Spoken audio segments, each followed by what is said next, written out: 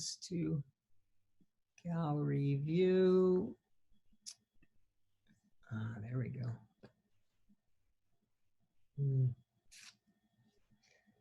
Hello. I think I'm gonna unmute us all for a little bit of greetings. Okay. So let's see. Participants. Can I hear us? Unmute all. So hello. Everybody. Hi, hello. Unmute us all for a little bit of greetings. Okay. So let's see. Participants. So good to see you. Lots of smiles. Very happy to see that. Everybody. Hi, hello. Happy Easter. For a little bit of Happy Easter.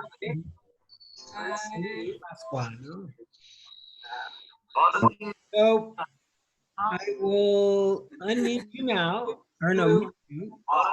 Lots of smiles. Very happy to see that.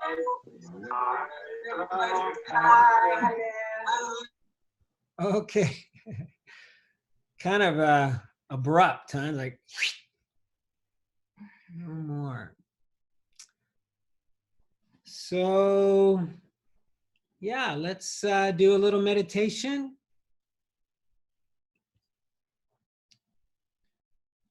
So we're going to meditate for 25, 26, 27 minutes. Can everybody hear me okay? Give me a thumbs up. Okay, good. Oh, sweetie, can you get the bell?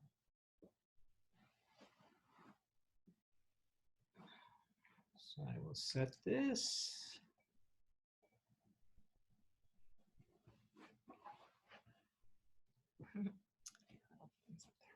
Some friends, okay, very good. So let's all find a comfortable posture. One that hopefully you can maintain for at least 25 minutes without too much moving around. And let's bring our awareness inside.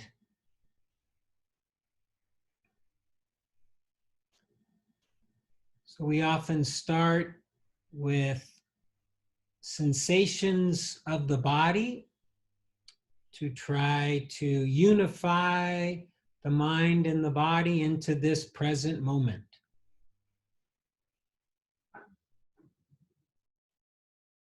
You could also use sounds if that's more comfortable for you. Just noticing whatever arises. But using the body, so let's do a little body scan.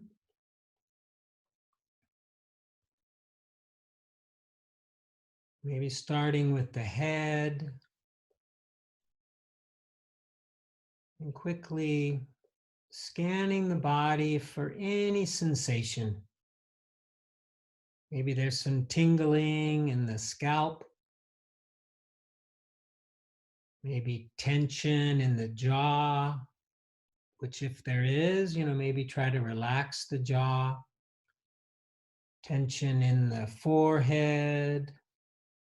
Just relax the forehead.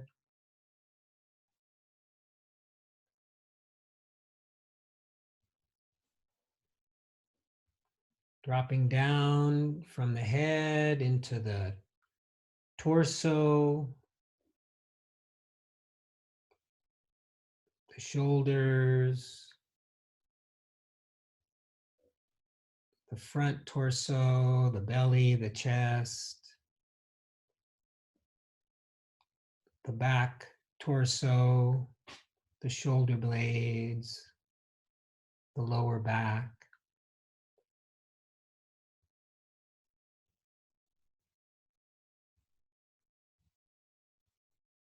Going to the arms, try to feel your arms. To the hands. Maybe there's some tingling in the hands, or hopefully you can feel where your hands are touching your legs or each other, maybe in your lap.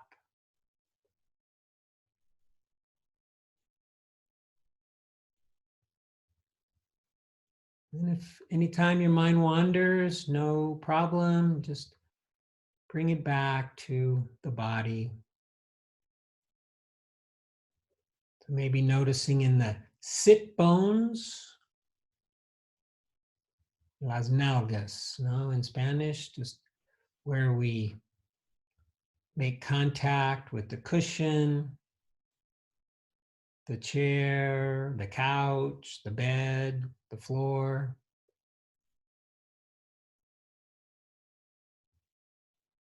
Just feeling that weight, the weight of our body sitting.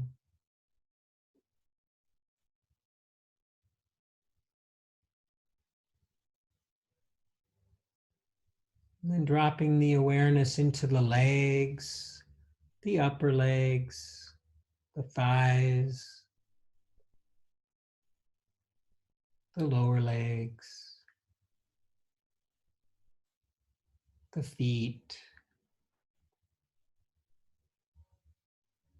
Feeling the feet where they touch the ground or touch each other, touch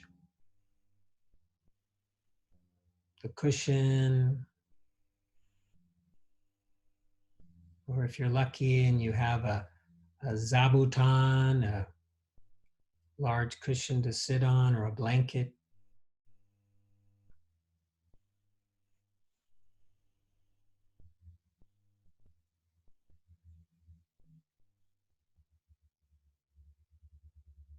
And then try to imagine that you can put your whole body into your attention at once.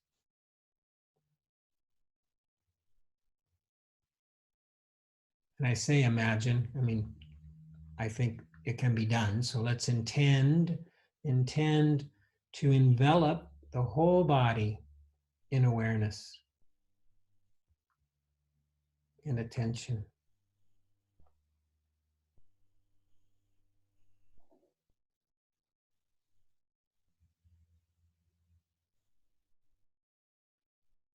Just noticing whatever's present, different energies that might arise and pass away.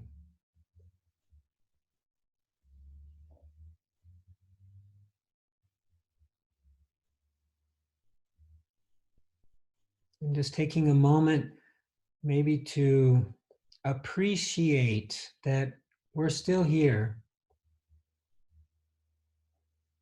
Mother Nature is still holding us, that we're healthy enough to be here meditating together, not only for the benefit of ourselves, but the benefit of all beings.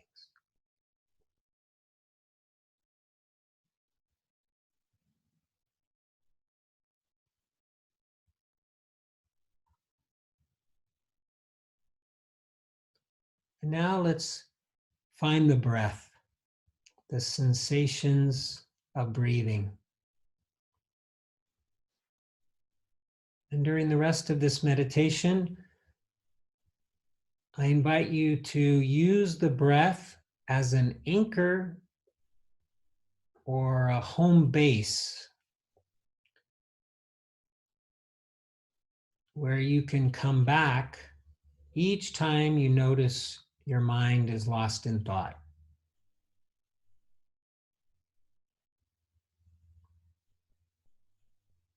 And if you find the breath a little too agitating or not as settled as you'd like, you can also use this posture, this body, feeling the whole body and letting that be your home base. Or you can use sounds, the process of listening, hearing, try to pick one so you're not busy moving around too much. Let that be your home base, and then just try to rest your awareness in this anchor.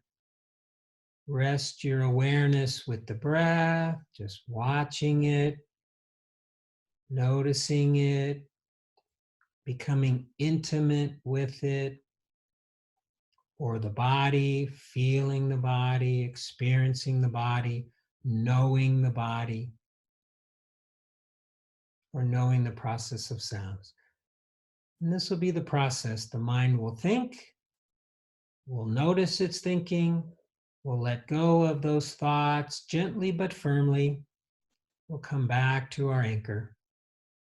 We'll experience our anchor, the breath, the body, sounds.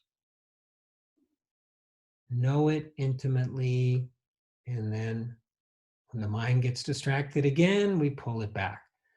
Doesn't matter how many times we have to come back, just so long as we come back.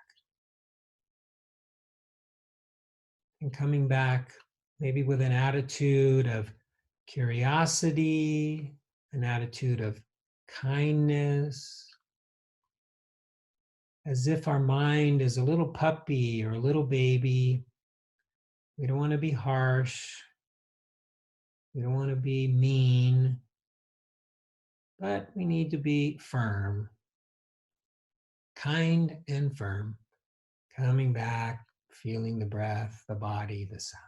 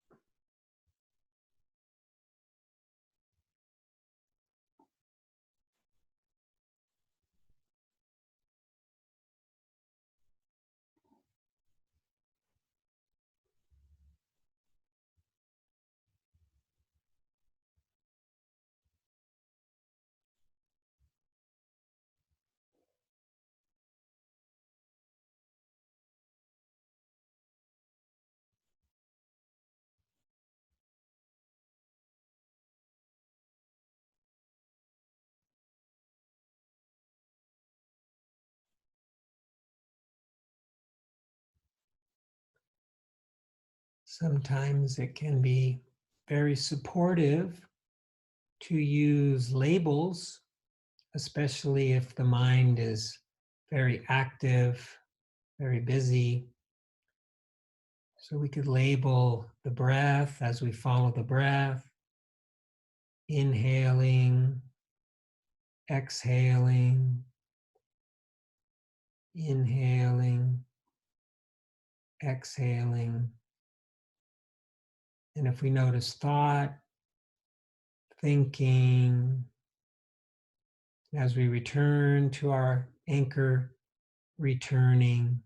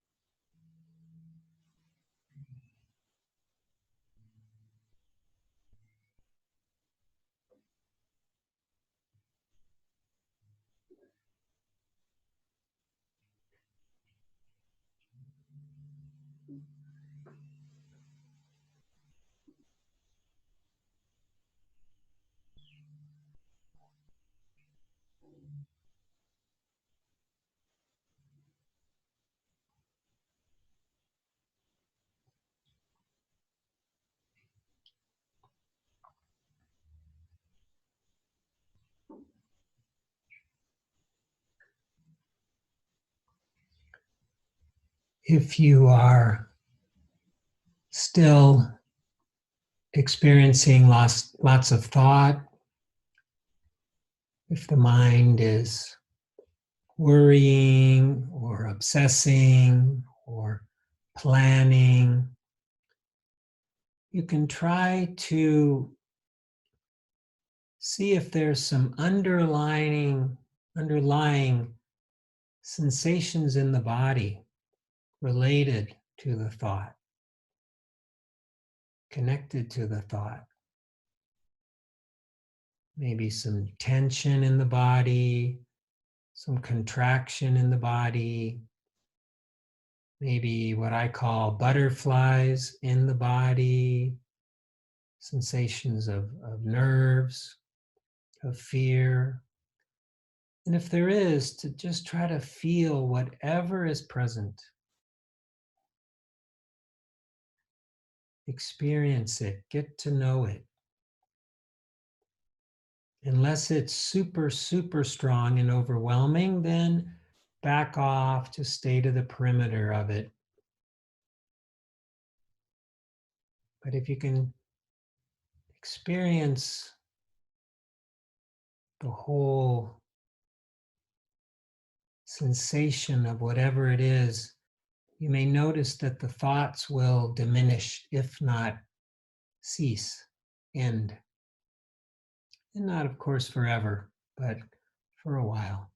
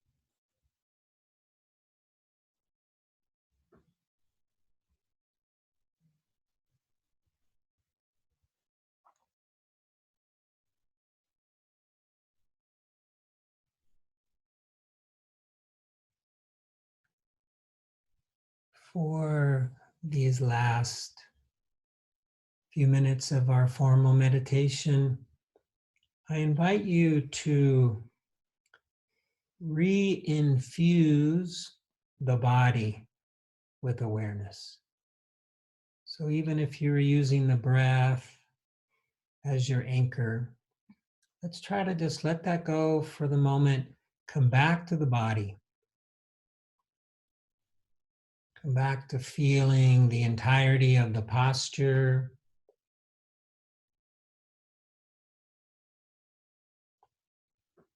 Noticing whatever sensations might be present. Maybe now there might be a little pain, maybe in the knees or the sit bones. That's okay, just noticing. Or maybe there's a body part that is sleeping, your foot.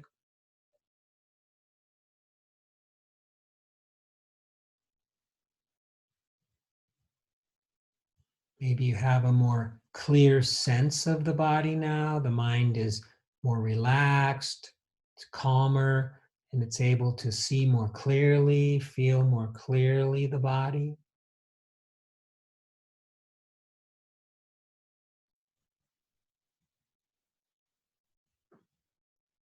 Maybe noticing how the whole body is breathing all by itself.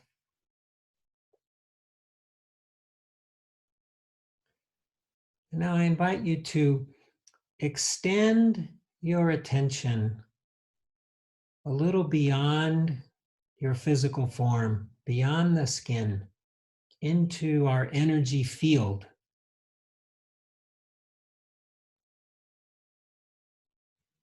That area just beyond our physical form, feeling that energy. And if you don't notice anything, that's okay, just noticing the absence of anything.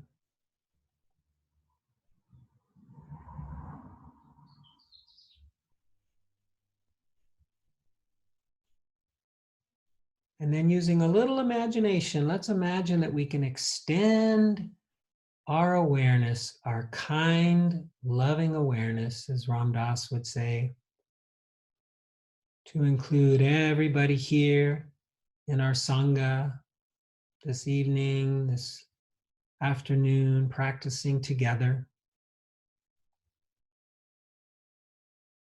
Envelop all of us in this kind awareness.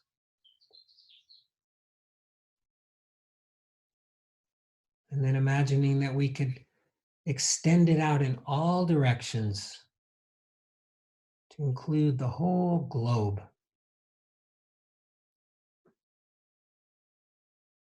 And every critter, every human, every plant, every life form in it.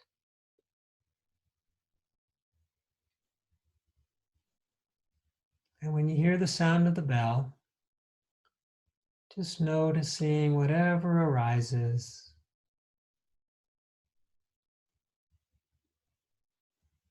Not pushing anything away, not grasping at anything. Just noticing with curiosity.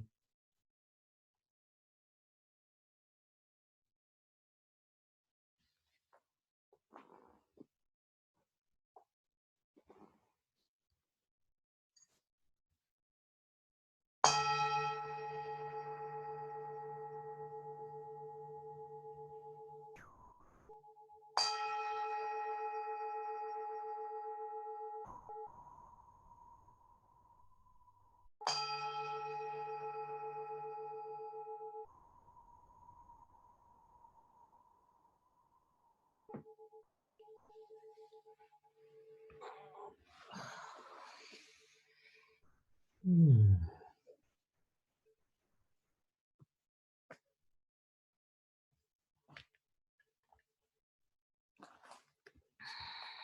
Hmm.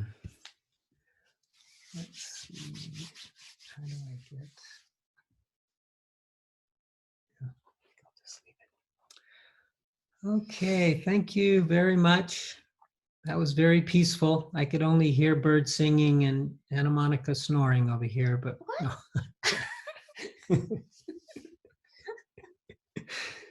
She does a very vigorous yoga class before this and then crashes during the meditation, I think.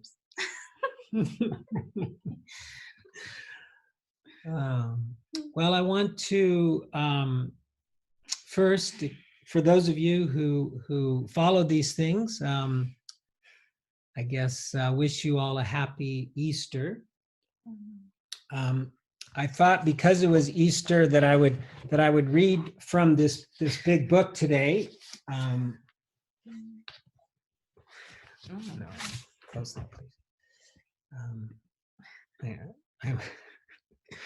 I'm sort of kidding. I actually have read part of it in my life, but I like small books. I like Eckhart Tolle's book. It's nice and thin. But I thought I would talk just a little bit. So here's my idea for today.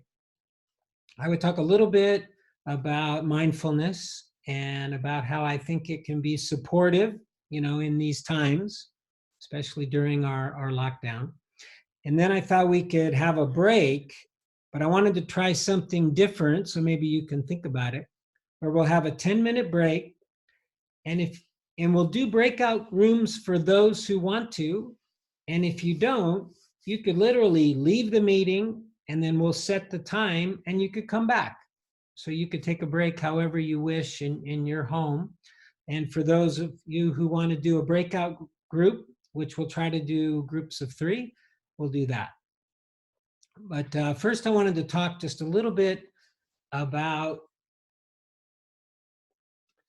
mindfulness and about the teachings of the Buddha, and how I think we have such, at least for me, this is how I look at it, such a wonderful basket, you might say, of tools to use in these tough times, these times of lockdown, these times of fear, these times of risk, with an uncertain future, and so forth. And I do want to add that I have heard, or I read, that tomorrow, for those of you who are in Spain, I understand that maybe there's going to be a little bit of a loosening up with regard to some jobs, where some people are going to be able to go back to work. And I imagine that this could maybe bring about some excitement for some, where they're like eager to, get out of the house. And I could also imagine how this could bring up some fear. I know there's some people who think this is too early and there could be, a surge, a second surge, you might say, of the virus as a result. So I imagine there could be a lot of emotion, sankara, that's the word, mental states in Pali. So just trying to keep that in mind as well for those of you who might be thinking about that. So with respect to mindfulness, or sati, the Pali word being sati, the Buddha taught, and it's called the Satipatthana, in the Satipatthana Sutta meaning discourse, he gave us 4 foundations or establishments of mindfulness. And best I could tell, they really cover everything.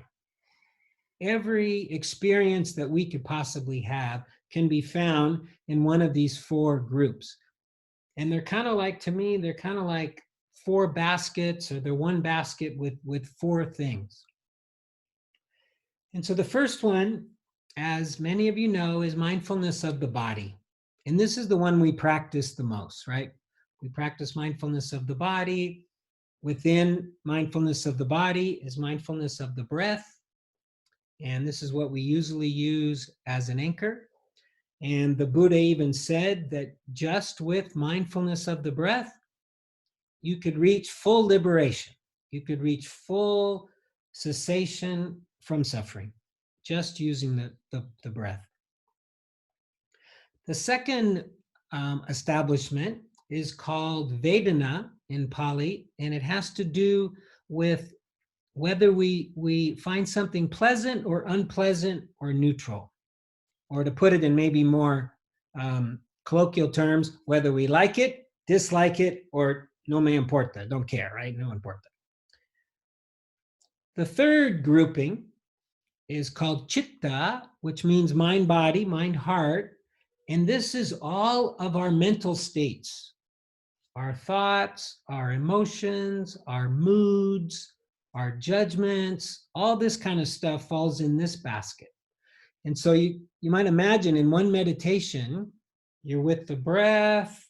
Maybe you find that pleasant. So here you got the breath, first foundation of mindfulness. You find that pleasant, you're liking it. Second foundation of mindfulness, and you have a thought, God, I wish this would stay forever. Third foundation of mindfulness. All that can happen in just an instant like that, right?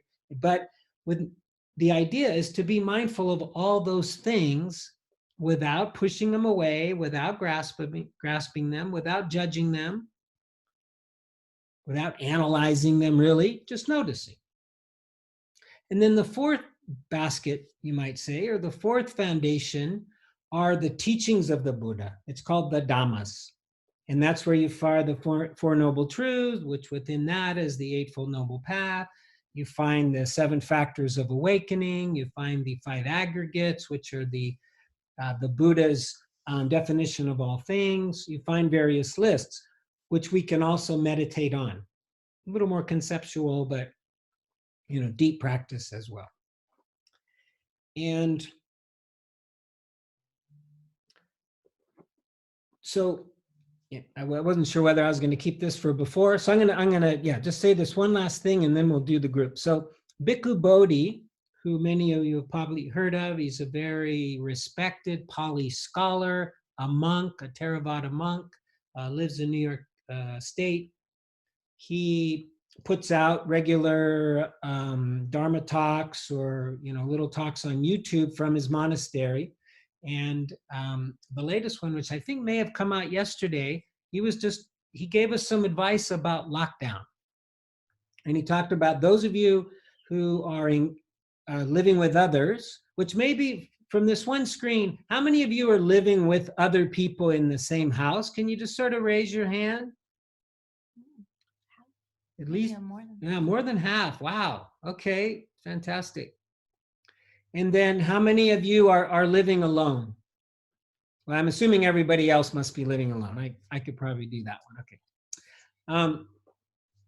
So he had some suggestions, and I've put the link on the website dhammamadrid.org. It's a 20-minute talk in English.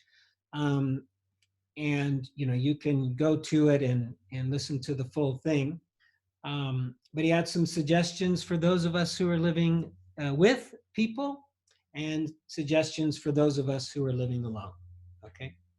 And real simply, for the living together, which for me is and would be harder than living alone, he offered some various tools that we could use in how to interact with each other, which of course, or maybe, well, as a reminder, metta, loving kindness, is a wonderful tool if you're living with people. We can offer metta, we can offer kind wishes to ourselves and to these other people.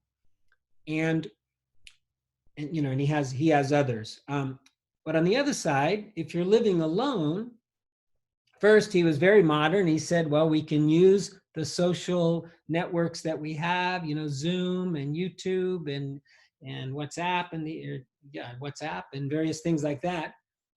But when he went to the Buddhist teachings, he talked about how this is such a great opportunity to go inward and be what the Buddha said was be an island unto ourselves. Now that can sound kind of, that's very antisocial or whatever, but that is what the Buddha said. The Buddha wanted us to be an island unto ourselves, to be a refuge in ourselves, and to go deep within ourselves. And Bhikkhu Bodhi said that the Buddha said, how do we do that? Through the 4 foundations of mindfulness. And that apparently this is a discourse that he gave, the Buddha, right before he passed away. And he told it to his followers, told it to his bhikkhus. You know, you need to be an island unto yourself. Okay, so I'm going to stop just with that. And I thought what we would do is a 10-minute break, of which you can join the breakout rooms, which I will try to assemble, or you can leave or even just stay, but then come back at 25 after. Okay, so 25 after, we'll all meet here. And then for the breakout rooms, we'll do 3 people, try to do 3 people, and roughly 2 minutes each person speak. There's a minute to wind down. Does that sound okay? All right, so here we go. Breakout rooms. So it might change. I'm going to assume maybe 30 people will do it. And we'll just see what happens. Thank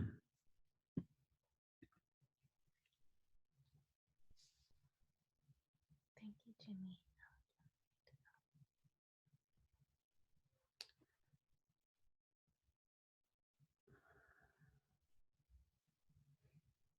So if you want to just leave, no problem. You could come back or just hang out outside the rooms.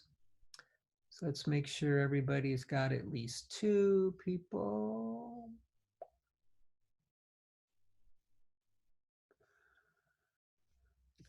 So let's see, we have 1 with 4. So I'm going to move that one to breakout room 3. That worked. Did she go? She's still there. Oh, no, she went. Got at least 2. Okay. Okay.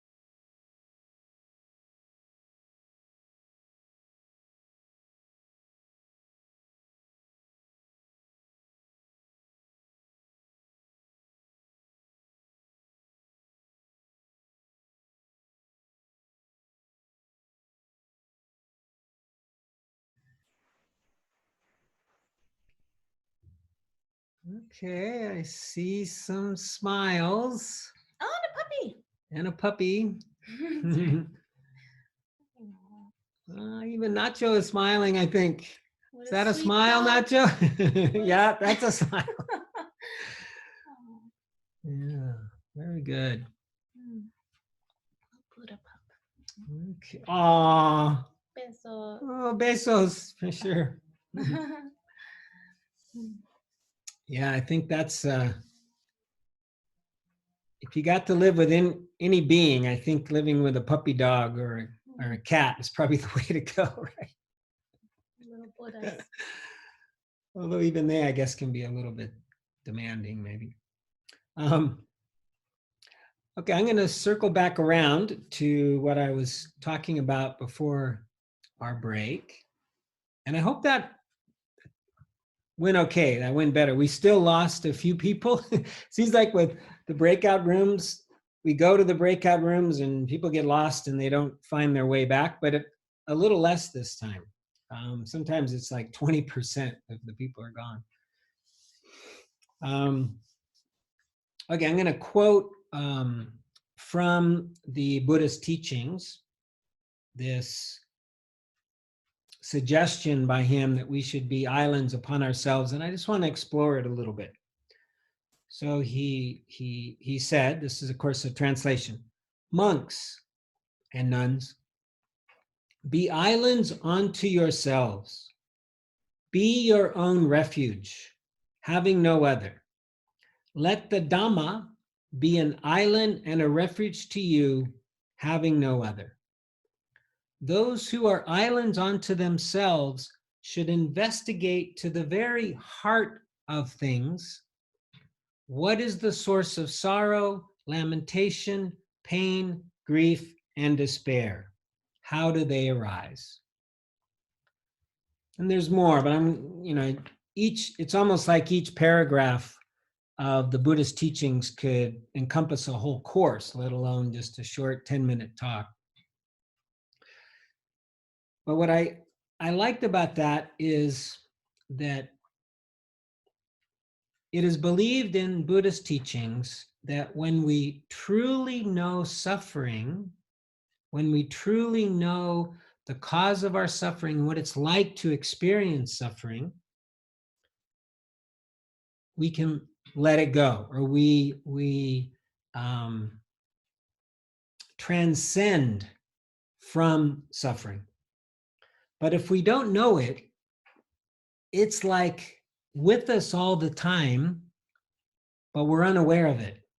People around us, right? And you may experience this with some of your roommates, some of the people you're living, those of you who are cohabitating, where you might have somebody who just is miserable all the time, but doesn't even know it.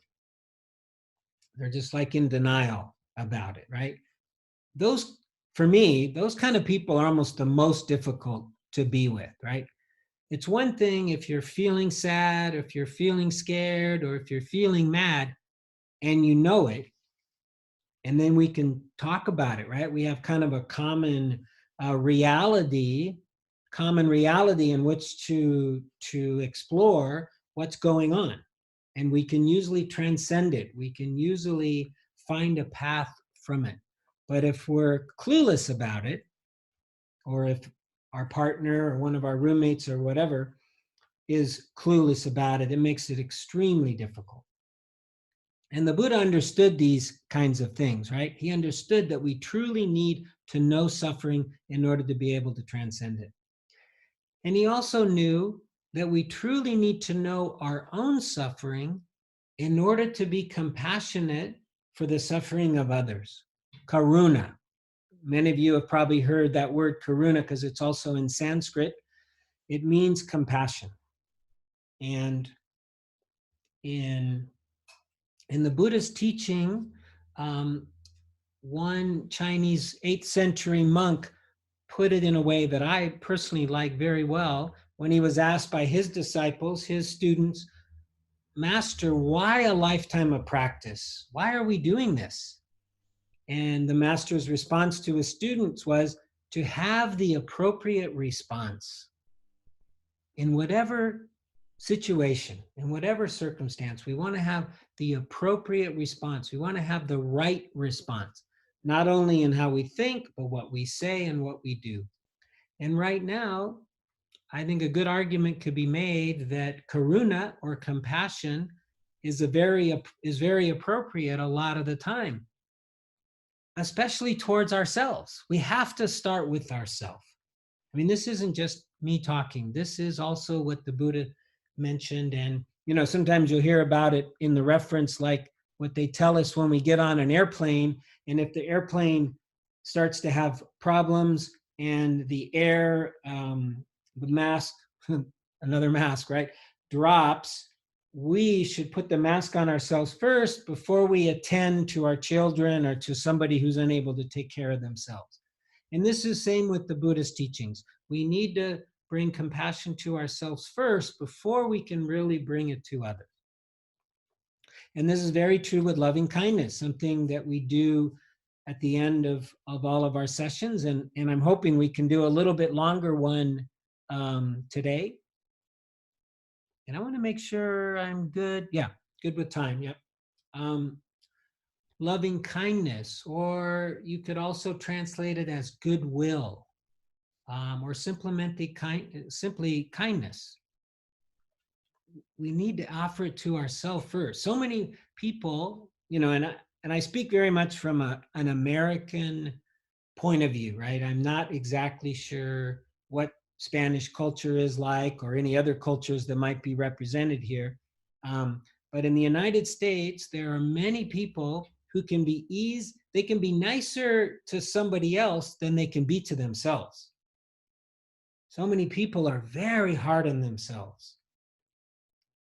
And really, even though they might try to be nice to somebody else, or they think they're being nice to somebody else, when we're that hard on ourselves, it's hard to really truly be nice to another person, right? There's usually a little expectation there. We usually kind of want something because we're miserable, in part because this is a voice, right? My hand is one of those auto critics, right? Rah, rah, rah, rah, rah, rah, rah, criticizing me, which is bringing me down. And then I try to be nice to somebody, but there's probably an agenda there. It's like, help me. I've got this auto critic who won't shut up. So in Buddhism, we start with ourselves, almost always. And if starting with yourself is difficult, we might start with what we call a benefactor.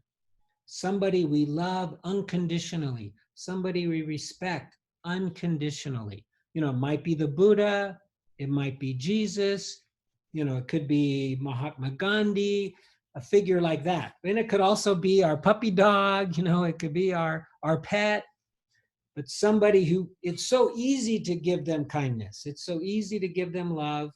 And then maybe we come to ourselves and then we start to extend outward, right? And these practices, bhavanas, we call them in Pali, the word bhavana means practice, means cultivation. We have time right now. I mean, I'm meditating with the regular mindfulness of the breath, mindfulness of the body, close to 2 hours a day now. My own practice, and then I'm following along with at least one other Zoom call or YouTube call with somebody else. And I'm really starting to see the same kind of calm and equanimity that comes with when I'm on retreat, when I'm truly in isolation. And I'm telling you this because I think it's possible, right? I think that this is a great opportunity where we could really get some of the benefits of retreat here in this, forced retreat of confinement.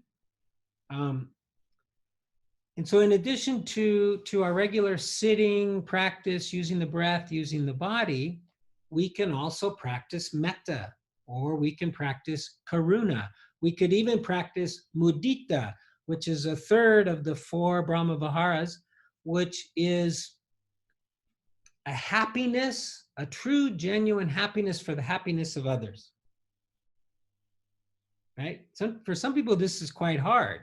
You know, and one of the enemies, and I can't remember if it's a near enemy or the far enemy, probably the near enemy, is, you know, envy, right? But maybe, you know, like some of us might not be locked down in Madrid or in New York City. Like my daughter has been stuck for 5, 6 weeks now in New York City. She can barely go anywhere. While I mean, I'm in Santa Monica, we're on in the desert, in the high desert of Southern California, and we're going to go for a beautiful nature walk in the hills.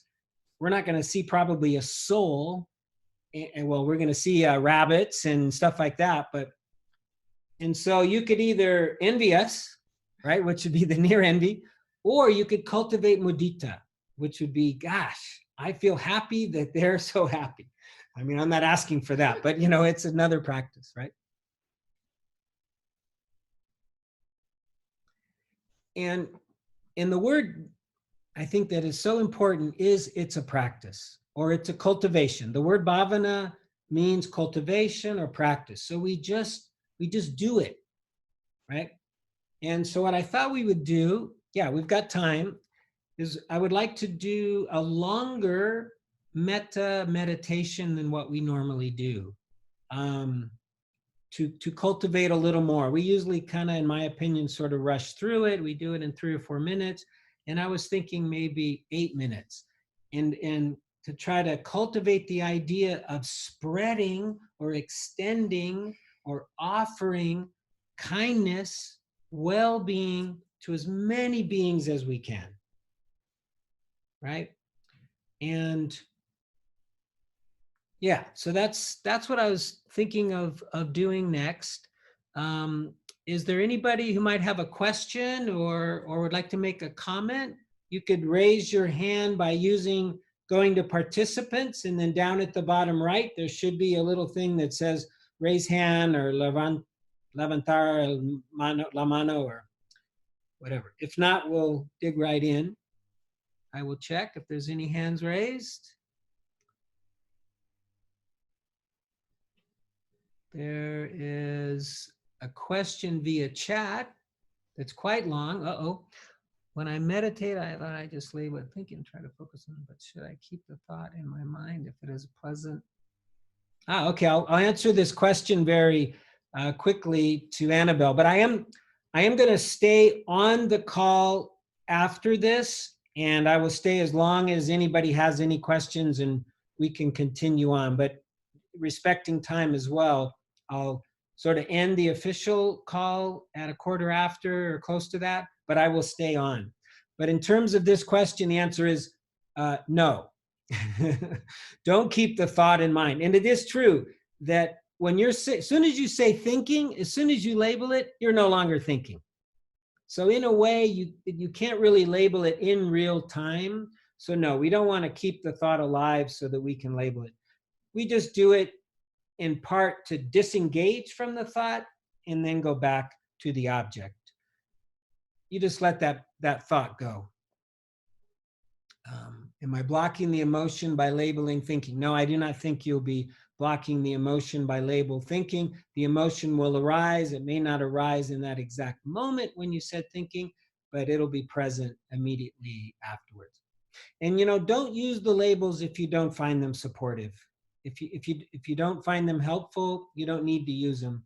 Some people really like them, some people not so much, in between. I use them mostly when I'm distracted. When my mind is just so distracted, I'll use the labels to kind of bring me into focus, but then I normally let them go. That's my practice, so somewhere in between. Thank you for the question. And yeah, I will stay on though if there's any more questions. So let's see how much time. Oop, that ate into some of our time, but we have about 7 minutes. So yeah, let's find comfortable posture. And with metta or with any of the Brahma Viharas, it's very important to be comfortable. We don't need like a strict Zen posture or anything. We can, kind of kick back a little bit. I always like to put my hands right here near my heart just to remind myself what area I'm trying to soften.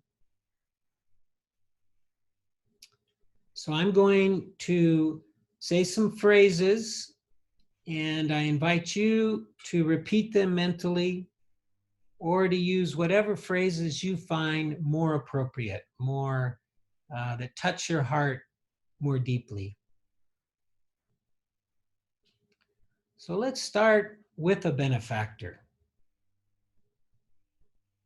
And this could be Christ on this day of his resurrection. I believe that's when he rose today, Easter.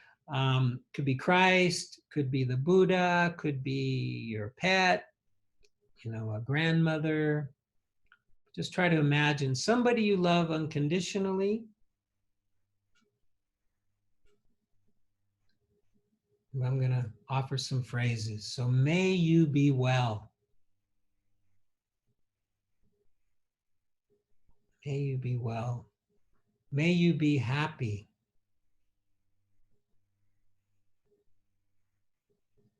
May you be safe.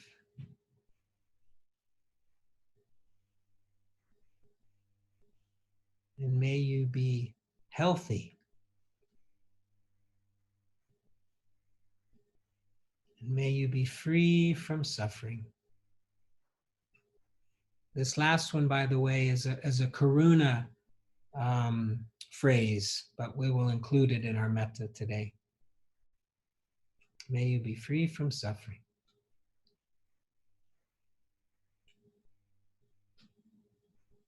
And now let's go to ourself. So may I be well.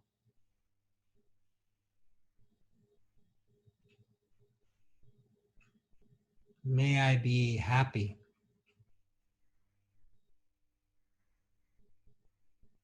May I be safe.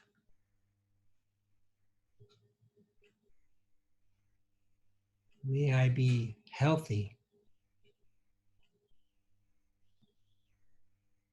May I be free from suffering.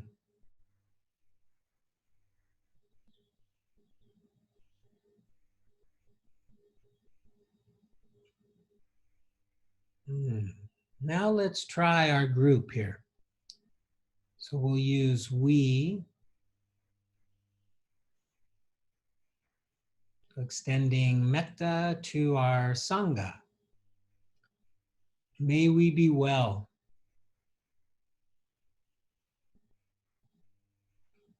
May we be happy.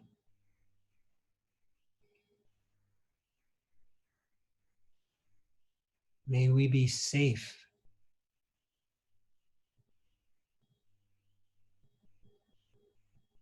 May we be healthy.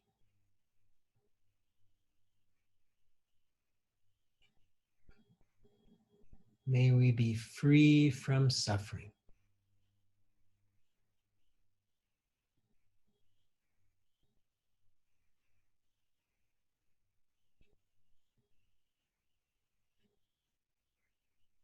Now I invite you to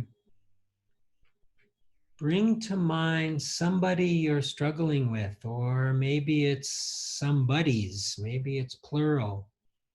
For instance, these roommates that you might be having some difficulty with, or maybe a family member.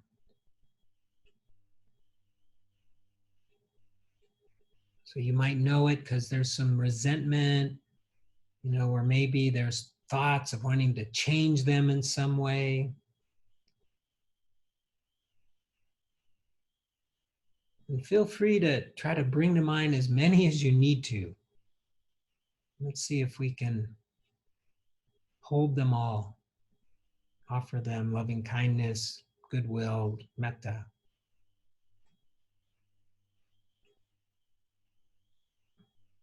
May you be well.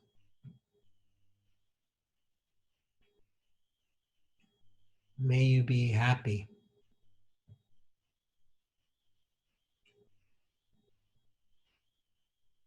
May you be safe.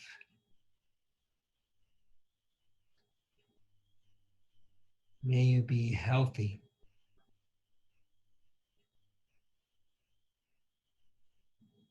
May you be free from suffering.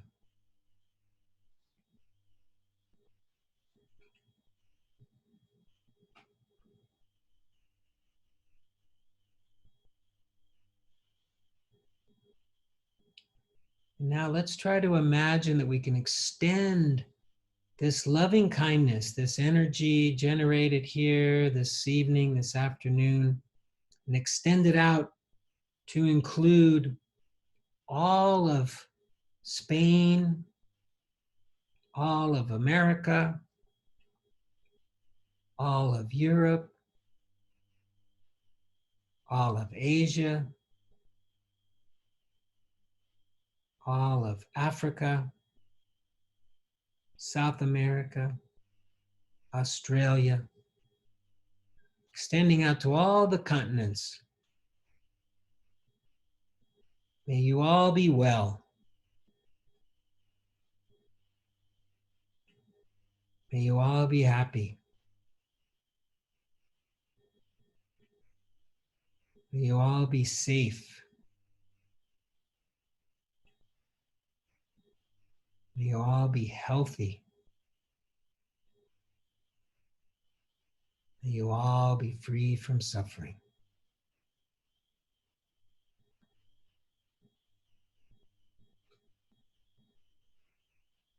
And now to all beings, without exception, flying, swimming, land-based, whatever, in all the universes and all the directions. May all beings be well. May all beings be happy. May all beings be safe.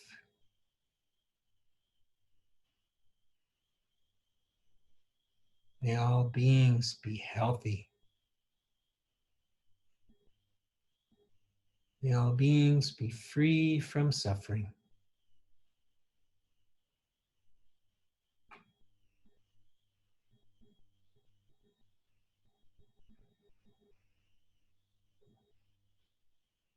And finally, to end our session here today with the sharing and the dedication, dedicating our practice, our Sangha and the benefits of our Sangha, our Buddha nature and the teachings to the benefit of all beings. May all beings be happy and peaceful, healthy and strong, safe and protected. May all beings have enough to eat, have shelter, have family, have love. May all beings be free from suffering and the causes of suffering, free from this virus, free from war, free from violence, free from discrimination.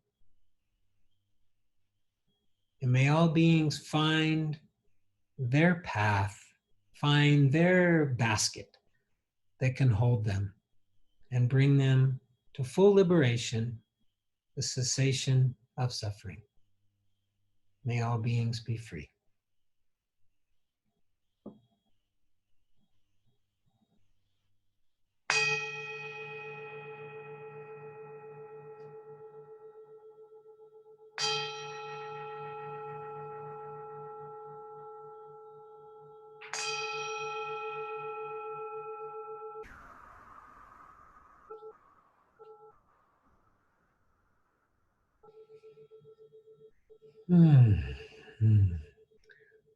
Thank you again.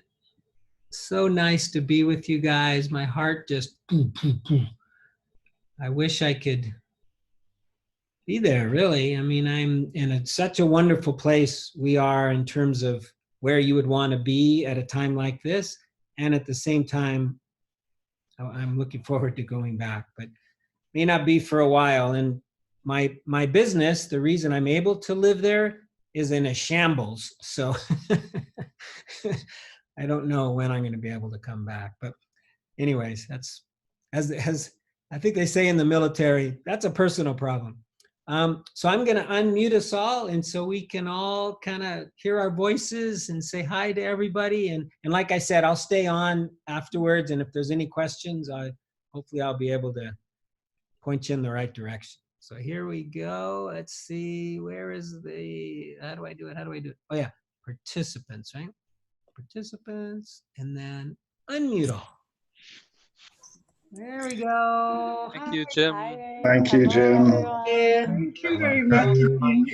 Thanks. Good. Nice to see Fabulous. You. Yeah, I love seeing your faces. Thank you for being there. Hi, Nuria. Nurhai, hi, friend. Hi. Thank you. Thank you. Thank you a lot, Jim and Dana Monica. You're No welcome. problem. Yay. Right. Is anybody going to work tomorrow? Home. Yes. At home. At home. At home. Oh, but I mean, is anybody leaving their house, I guess, is, No. no? Okay. It sounded like factories and Factories and construction. construction, yeah. Oh, construction, yeah. Well, even factory, that could be kind of scary. Huh? Hmm. Too early, I think. I agree. I think it's, yeah, too early. But we'll hope for the best, right? I mean, hope maybe it'll be okay. I hope.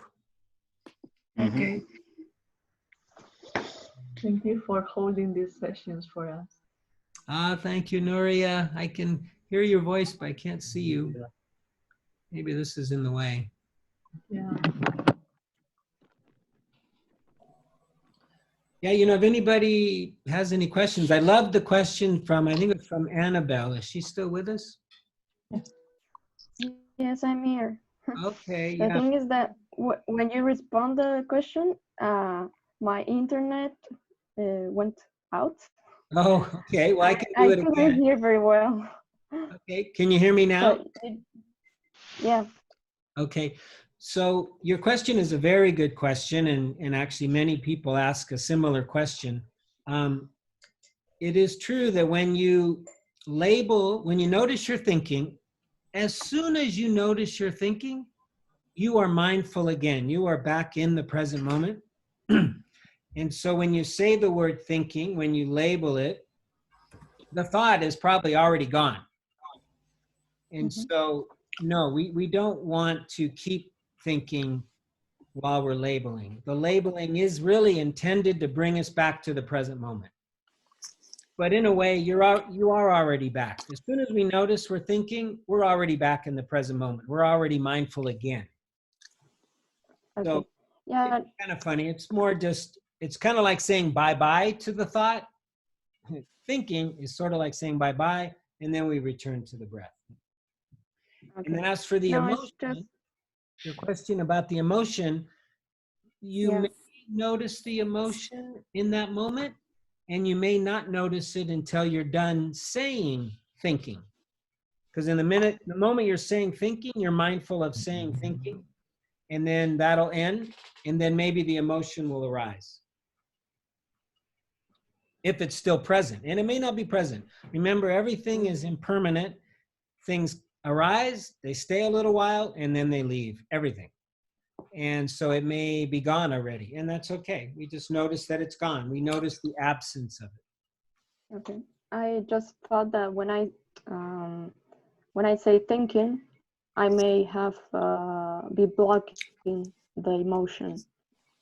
So I was wondering if I could stay just some seconds more with the thought, so as not to block the next emotion. So, I mean, you can play around with that, but really, with mindfulness, the idea is not to try to manipulate or grasp. To me, that's a little bit of a grasping, right? It's a little bit of a holding on. The instruction really is to just notice things as they are, including the breath, including the thoughts, without grasping and without pushing them away. So if you want to be true to this particular set of instructions, I would recommend not continuing the thought, letting it go. If it's something that wants to be thought, it'll arise again. You'll notice it again. But at the same time, if you don't, if you want to just play with it and see what that would be like, that's absolutely fine as well. But just know that what you're doing now is you're sort of playing with thought, you're playing with emotion, but it might be helpful. Okay. Well, thank you very much.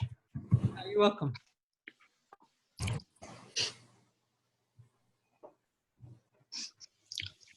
Anyone else have anything they'd like? Jorge, I've got a question or a request. Yes. I'm going to use the Saladana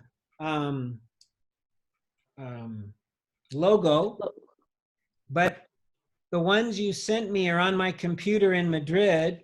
So could you go to my house and get them from my... No, I'm kidding. I will for sure. Maybe I won't get caught in the intent. I'm wondering if you could send me them in a manipulative format such that maybe I could put them on this Zoom Great. page or whatever. I was able to figure out how to do a small one on YouTube, but beyond that, I haven't been able to figure it out. No worries. I just resend the email and you'll have one that you can easily manipulate. Okay, thank you. Yes, you're welcome. I love them. I'm on the YouTube, which hopefully I set up a new channel on YouTube called Saladana, and this will be the first recording onto it, and it has the logo there. It looks beautiful. Nice. Very- I'm seeing the YouTube here now, the little icon. Oh, you see it? Oh, good. Good. Yeah. Now, does anybody else have a question or just want to share something? Ooh, Sophia looks like she's outside. Are you outside?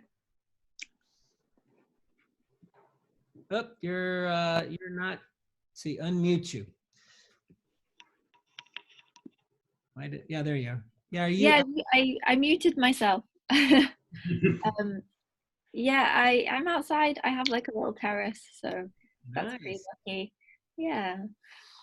You got some of that glass brick like we put in Saladana. Yeah, it's quite weird. That's like where my bed is. So it's really cold in the winter, and then like it's always light, like whenever I'm sleeping in the mornings. So good. But it's kind of cool. Like it has a kind of psychedelic effect when you look through the bricks. I was wondering, like on the topic of like difficult housemate situations. I have one at the moment, and my housemate is like really not like completely closed to me at the moment. She's very angry about some kind of household thing that she gets like very like emotional and quite specific about things around the house. And she won't speak to me about what it is that's making her angry. So she's just being very cold and ignoring me whenever I make like an attempt to communicate with her. So I just wondered if you had any advice for like, I've been trying to send a lot of metta energy to her, but I don't really know like how to actually reach out to her with loving kindness, because she is making me feel like very bad. And I'm trying to like stay very calm in myself and meditate through it, and just keep my mind quite clear of these things, but it's quite difficult. Also I tried to explain to her like how her kind of perspective on things is kind of eating away at her, and she's not making the situation easier for herself, because she's kind of making herself more miserable because she won't talk about these things, and she won't ascribe less importance to things that upset her, that are really very small.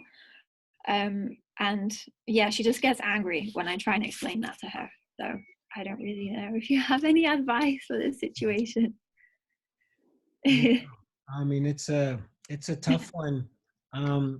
from a Buddhist perspective, and I would even say from like a nonviolent communication perspective, from a Buddhist perspective, probably the word that comes to mind for me most is allowing. Mhm. And that would be allowing her to be exactly as she is. And maybe we just, if we do anything at all, we might just reflect back how we think she is without, putting words in her mouth, you might say. But like, for instance, you might say, I see that you are angry. Mhm. Right? And then from a nonviolent communication point of view, it's very similar where the ointment, you might say, or the treatment that they use is called empathy. And they use two kinds of empathy, which I like both of them. One is a silent presence, where we're just with the person. Thich Nhat Hanh also uses this, where, and you can even find videos of their workshops on dealing, mostly they're in couples, but can also work with roommates, and where we're just there for them. And we don't even say anything. Now, in nonviolent communication, they also have a more active empathy where we try to guess what might be going on for the person. You know, it seems like, and I actually like this a lot, it seems like you're angry.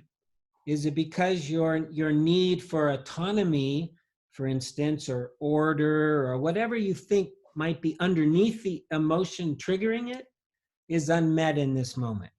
And it's just a guess. And it doesn't matter whether we're right or not. Usually the guess alone will be enough for them to feel the empathy. And then they might say, no, I'm just scared. And then we bring in the allowing. Oh, I see, you're scared. Not trying to change anything, not trying to have any expectation, but just being with them as they are. And this same approach is really how we have to approach our mind as well. If we try to change our mind and to be different than it is, our mind is just going to push back. So we just be with it exactly as it is. We are mindful with our mind exactly as it is, like it's a little baby, a little puppy, and the same with your roommate who right now is, in a way acting kind of like a baby or a small child, right? A 2-year-old. And so we need to treat them like that. Just, not in a condescending way, but just in the most kind way we can. Gosh, I could tell you're mad, or it seems like you're really scared, but don't try to change her. Okay. Oh, thank you. That's really helpful. And then, there are some practices in that Bhikkhu Bodhi YouTube video, but they're I think those take both sides being a little bit more conscious than maybe what you're working with. So maybe it won't be so helpful because you're doing the metta already. So yeah, I would try that, or you might Google empathy, nonviolent communication. I bet you there's videos there that show how to give empathy in a case like what you're up against. Because yeah, you can't expect anything from her right now. You have to be that island onto yourself, unfortunately. Refuge onto yourself. Okay. That's what I'll do. Yeah. Good luck. It seems the way forward. Thank you, Jim. You're welcome. I appreciate it. Anyone else want to share, or Okay. in the room? Thank you very much to all. See you next day. Thank you, Razi. And enjoy these views of the landscape you have around. Thank you. I wonder if I could, I'm going to take you guys and just show you the hill across the street. See if you can see it.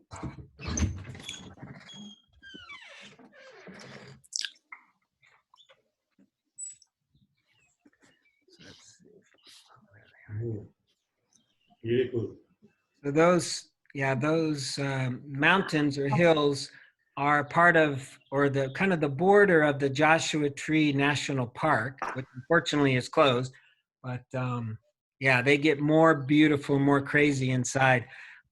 I've been putting the pictures like the when I'm not on video, so like now, that is what's called a Joshua tree, and they only grow in this area and at this elevation, which is about 1,000 meters or so. Maybe similar to Madrid, interestingly. Maybe I could bring one home and plant it on my balcony in Madrid. But yeah. That's good. Anyways, okay. Well, so good to see you guys. I miss you, but this is helpful for me. I don't believe in the social distancing. I only believe in the physical right now. But the social, I think we gotta stay connected. So important. It's good. It's good. Okay. Bye. Bye. Take care. Hope to see you Wednesday in Spanish, Thursday in English.